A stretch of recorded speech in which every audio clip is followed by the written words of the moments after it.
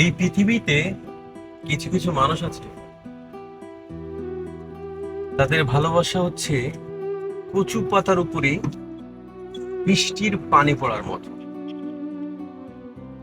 আবার ওই মানুষদের উপরে যখন এই প্রভাবটা পড়ে,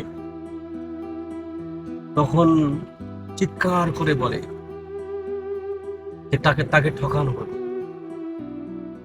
কিছু কিছু মানুষ তো চিৎকার করতে পারে না, তাই মানুষ জানতে পারে। আপনি আপনার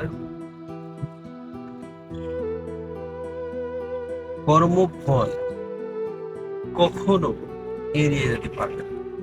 আপনি যতটুকু ক্ষতি করলেন একটা মানুষকে, আপনার ধারণাও নেই এই ক্ষতি কত ভয়াবহ হয়ে আপনার কাছে আবার ফিরে আসবে।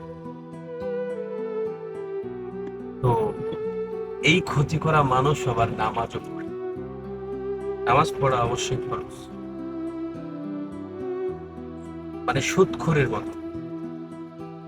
সুদখোর নামাজও পড়ে, মসজিদে ইমামতিও করে, আবার পাঞ্জাবি করে ঘুরেও বেড়ায়, মানে ভদ্র মানুষ।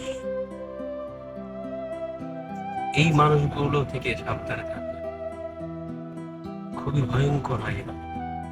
আসসালামু আলাইকুম।